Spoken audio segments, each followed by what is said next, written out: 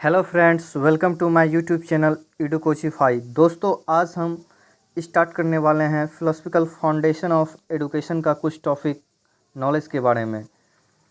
इसका meaning, definition, nature and importance, ये सारे हम इसी वीडियो में डिस्कस करने वाले हैं। तो वीडियो को एंड तक ज़रूर देखिएगा। चैनल को सब्सक्राइब कर दीजिए, साथ ही क्लिक कर दीजिए बेल आइकन, ताकि मेरा वीडियो आपके पास पहले पहुंच जाए। तो फर्स्ट ऑफ ऑल हम देखते हैं कि नॉलेज का मीनिंग क्या होता है। तो समानतः ज्ञान से तात्पर्य किसी वस्तु या विषय के बारे में यथार्थ जानकारी से है, यानी कि ज्ञान शब्द का प्रयोग किसी वस्तु या विषय के संबंध में उसके वर्णन से है। ज्ञान का प्रयोग भौतिक जगत एवं आध्यात्मिक जगत दोनों के संबंध में होता है। ज्ञान शब्द की कोई व्यापक परिभाषा देना कठिन है, क्योंकि दर्शन की विभिन्न विचारधाराओं ने इसकी व्याख्या अपने अपने मतानुसार से किया है। फिर भी विद्वानों में एक मतैक्यता यह है कि सत्य और ज्ञान एक ही सिक्के के दो पहलू हैं, अर्थात सत्य की वास्तविकता ज्ञान कहलाती है। ज्ञान को अनुभूति मानते हुए इसकी व्याख्या इस प्रकार से की जा सकती है कि ज्ञान वह अनुभूतियाँ हैं जो इंद्रियाभूतियाँ हैं तथा इंद्रियातीत दोनों हैं। हम जानते हैं कि ज्ञान वह सत्य एक ही सिक्का के दो पहलू हैं। अतः इस आधार पर हम ज्ञान की व्याख्या निम्नलिखित तीन प्रकार से कर सकते हैं। ज्ञान जानकारी की सत्यता है, ज्ञान जानकारी की सत्यता में विश्वास है, ज्ञान जानकारी की सत्यता के लिए पर्याप्त प्रमाण है।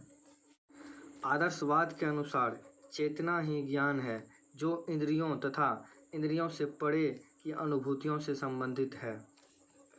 प्रयोजनवाद तथा प्रकृतिवाद के अनुसार ज्ञान इंद्रियों द्वारा प्रत्यक्षीकरण है। मनोवैज्ञानिक के अनुसार ज्ञान गुणों से संबंधित होता है, इसीलिए वस्तुओं के गुणों को ठीक से जान लेना, समझ लेना ही ज्ञान प्राप्त करना है। अब हम लोग ज्ञान की परिभाषा को देखेंगे कि सुकरात के अनुसार ज्ञान एक ऐसी शक्ति है जिसकी सहायता से कोई भी कार्य किया जाना संभव है। दूसरी, जॉन लॉक के अनुसार ज्ञान लोगों की बुद्धि और योग्यता में विद्वान, ज्ञात और उपस्थित दोनों का योग है। जॉन डीवी के अनुसार ज्ञान को अनुभव की सतत पुनर्रचना कहा जाता है।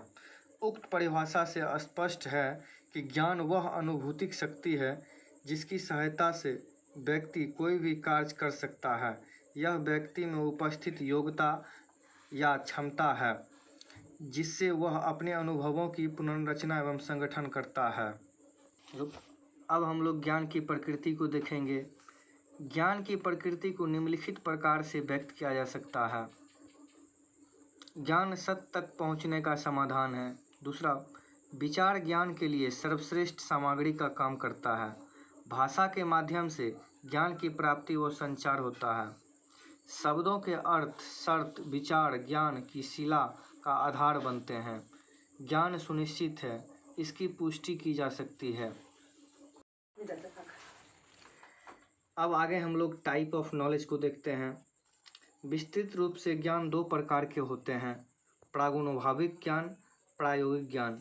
अब प्रागुणभाविक ज्ञान क्या होता है, इसके बारे में हम लोग देखते हैं कि ऐसा ज्ञान जिसे बुद्धि बिना सहायता के प्राप्त करती है प्रागुणभाविक ज्ञान कहलाती है।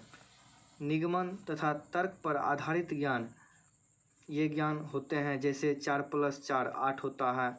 इस बात को प्रमाणित करने हेतु किसी अनुभव की आवश्यकता नहीं होती। इसे ए थ्योरी ज्ञान भी कहा जाता है। दूसरा, प्रायोगिक ज्ञान, वह ज्ञान जो इंद्रियां गत और बाहरी जगत के अवलोकन से, निरीक्षण से तथा स्वयं के अनुभव से प्राप्त हो, प्रायोगिक ज्ञान कहलाता है।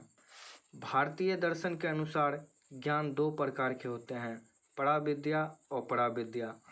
अब पराविद्या क्या होता है, इसके बारे में हम लोग देखते हैं कि इस प्रकार का ज्ञान भौतिक संसार और बाहरी प्रकृति के संसार से संबंधित है। इस भौतिक ज्ञान की प्राप्ति हेतु मानव को 5 इंद्रियों और तर्क का सहारा लेना पड़ता है। यह ज्ञान लौकिक ज्ञान भी कहलाता है। दूसरा, ओपरा विद्या। इस प्रकार के ज्ञान को अलौकिक ज्ञान भी कहते हैं, क्योंकि यह दूसरे लोक से संबंधित ज्ञान है। यह ज्ञान स्वयं को जानने, आत्मा एवं परमात्मा से संबंधित होता है। भारतीय दर्शन की दृष्टि में यह सर्वोच्च ज्ञान है। अन्य विशेष प्रकार का ज्ञान, पहला है आपतवाचन, दूसरा प्रयोग, तीसरा तर्क संगत ज्ञान, वैज्ञानिक ज्ञान, क्रियात्मक ज्ञान, सहबोध अथवा अंतःप्रज्ञा, श्रुति ज्ञान। पहला, आपतवाचन ज्ञान क्या होता है? अब इसके बारे में हम लोग देखते हैं कि ऐसा ज्ञान ना तो स्वयं अपनी इंद्रियों को देकर और ना ही स्वयं तर्क दे करके प्राप्त किया जाता है, बल्कि यह ज्ञान दूसरों के वचनों पर विश्वास करके प्राप्त किया जाता है। अनुसंधान पर आधारित ज्ञान भी इसी प्रकार का ज्ञान होता है। उदाहरण स्वरूप ताजमहल शाहजहां ने बनवाया था, पृथ्वी सूर्य के चारों ओर घूमती है आदि इस प्रकार के ज्ञान का उदाहरण है। प्रयोग सिद्ध या सूझबूझ पर आधारित ज्ञान, वह ज्ञान जो मनुष्य अपने अनुभवों, निरीक्षणों और अवलोकनों के आधार पर प्राप्त करता है, प्रयोग सिद्ध ज्ञान कहलाता है। इस प्रकार का ज्ञान इंद्रियानुभव से संबंधित है। इस प्रकार का ज्ञान प्रत्यक्ष ज्ञान होता है। अब तीसरा, तर्क संगत ज्ञान, वह ज्ञान जो निगमनात्मक तथा आगमनात्मक तर्क के आधार पर प्राप्त होता है, तर्क संगत ज्ञान कहलाता है। इस प्रकार के ज्ञान की सहायता से हम वर्तमान के अलावा भूत एवं भविष्य से संबंधित ज्ञान भी प्राप्त कर सकते हैं। चौथा देखते हैं, वैज्ञानिक ज्ञान। इस प्रकार का ज्ञान सिद्धांतों तथा प्रेक्षणों के आधार पर प्राप्त किया जाता है। इस प्रकार के ज्ञान की प्रकृति में वैज्ञानिक दृष्टिकोण का महत्वपूर्ण योगदान होता है।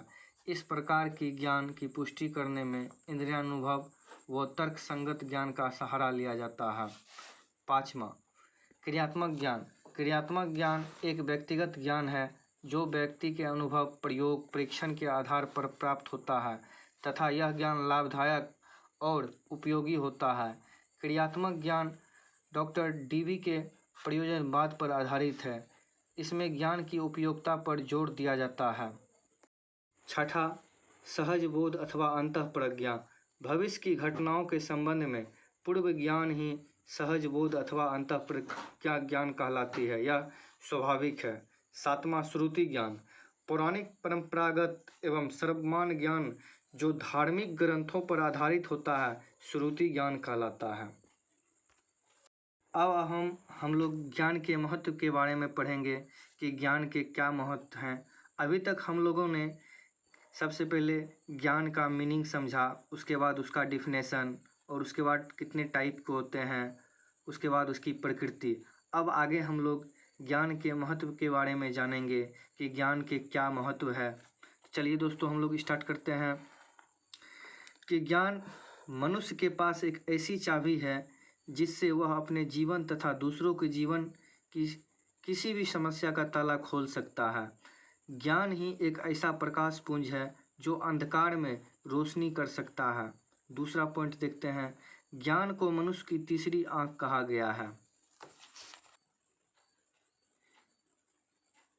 तीसरा महत्व देखते हैं, ज्ञान ही एक ऐसा गुण है, ज्ञान मनुष्य को अंधकार से प्रकाश की ओर ले जाता है। चौथा, ज्ञान मानव जीवन का सार है, विश्व का नेत्र है, ज्ञान से बढ़कर कोई सुख नहीं है। ज्ञान का प्रकाश रोशनी के समान है। ज्ञानी मनुष्य अपना और दूसरों का कल्याण करने में संभव होता है। ज्ञान विश्व के रहस्य को खोजता है। ज्ञान से चरित्र निर्माण का बोध होता है। ज्ञान धन की तरह है, जितना एक मनुष्य को प्राप्त होता है वह इतना ही पाने की इच्छा रखता है। ज्ञान सत्य तक पहुँचने का साधन है। ज्ञान ही प्रेम तथा मानव स्वतंत्रता के सिद्धांतों का आधार है। एक बार प्राप्त किया गया ज्ञान सतत प्रयोग किया जाने वाला बन जाता है। ज्ञान चेतना है जिसमें मनुष्य का आत्मविश्वास बढ़ता है।